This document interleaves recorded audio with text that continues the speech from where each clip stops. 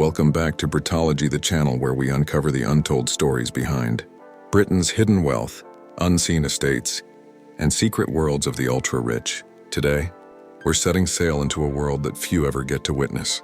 The Silent Harbours of the UK's richest sailors. These are not the busy ports filled with cargo ships or tourists. No, these are quiet, secluded corners of Britain's coastline, where billionaires and aristocrats dock their gleaming yachts away from public eyes, hidden behind high cliffs, private islands, and exclusive marinas. These harbors are where money truly whispers instead of shouting. Let's begin our journey. Along the southern coast of England, beyond the tourist spots and the busy beaches lie small, heavily guarded marinas that serve as playgrounds for the wealthy elite. One of them is the Ocean Village. Marina in Southampton, a spot that looks ordinary from the outside, but is known in luxury circles as a gateway for superyacht owners. Here, some of the largest and most expensive yachts in the UK quietly rest, often owned by business magnates, tech entrepreneurs, and international royalty. But these billionaires rarely stay in Southampton. They move their vessels to much more discreet locations, private harbors, along the Cornish coast or the Isle of Wight, where only those with access or invitation can enter. Some of these hidden docks are owned outright by the rich themselves, protected by private security and high-tech surveillance systems. For instance, the Cornwall Peninsula is dotted with natural coves and inlets, many of which are inaccessible to the public. Among them are places like St. Mawes and Fowey, where luxurious villas overlook the water. Behind closed gates, discreet moorings have been built large enough for 150-foot yachts. It's in these secret harbors that the wealthy find their peace. No paparazzi, no crowds, just the quiet rhythm of the sea. One of the most private yachting enclaves is near the Isle of Man, an island famous not just for its tax advantages, but for its strategic location between Britain and Ireland. The island's marinas, particularly in Douglas, attract individuals who prefer privacy over publicity. Many yachts here fly international flags and are registered in offshore companies, masking the true identity of their owners. It's a world of quiet wealth money that moves through the sea, not the streets. And then there's Poole Harbour in Dorset.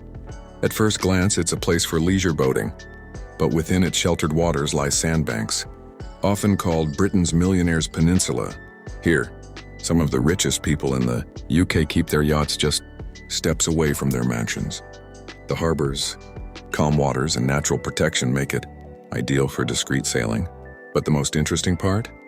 Many of the yachts are rarely used. They are status symbols, floating trophies that speak of wealth in silence. Further north, the coast of Scotland hides another layer of luxury. Vast estates with private harbors carved directly into the land.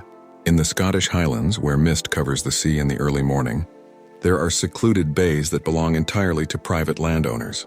Some date back to centuries-old estates owned by noble families, while others have been purchased by modern billionaires seeking solitude. Here, the harbors are not marked on public maps. They are hidden within nature itself, invisible to outsiders. Take the Ardnamurchan Peninsula, for example. Remote, wild, and breathtakingly beautiful, it's one of the few places where modern luxury meets untouched nature. Certain estates here have private slips and boathouses built into the rock, blending seamlessly into the scenery.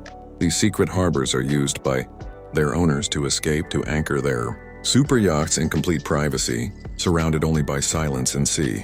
Another example is Loch Fyne, a long sea loch stretching inland from the west coast of Scotland. While it's known for fishing villages, deep within its arms lie private docks that serve as gateways for those who prefer to arrive by water. The wealthy often use helicopters to reach these estates, their yachts already waiting below, ready to sail at a moment's notice. The fascinating part of all this is how much of this world operates in complete secrecy. Britain's yachting elite value discretion above all.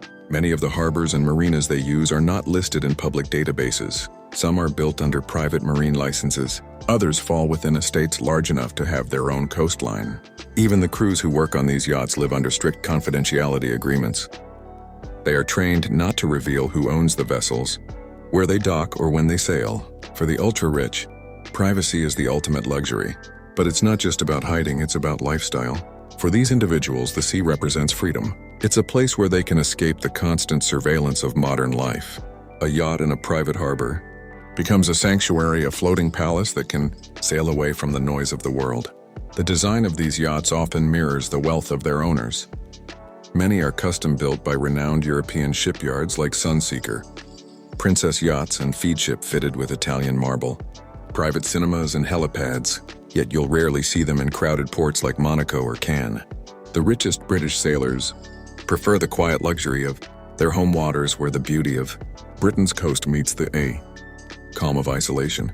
A growing number of tech entrepreneurs and hedge fund managers have even started investing in coastal estates specifically for the purpose of building private harbors. It's a trend of modern seclusion, where the rich are not only buying land, but the sea that touches it. One property in Devon, for instance, recently sold for over $20 million.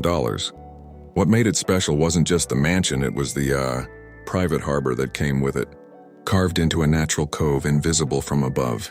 These harbors are masterpieces of hidden engineering, underwater lighting, automated mooring systems, and sometimes even private tunnels that lead directly from the main house to the water's edge.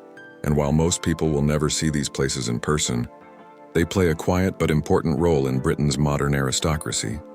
Just like country estates in the past symbolized status, today it's these hidden marinas and silent docks that define the power and privilege of the ultra-rich. It's almost poetic that in an age dominated by social media and constant exposure, the wealthiest people are retreating into silence. Their yachts rest not in the spotlight but in the shadows of cliffs and coves. They've mastered the art of luxury without noise, where the only sound is the sea brushing against their hulls. These are the silent harbors of the UK's richest sailors, hidden worlds of calm, privacy, and immense wealth floating just out of sight from the rest of us. Thanks for watching Britology, where every wave, every whisper, and every corner of Britain tells a story about power, history, and the hidden lives of those who shape it.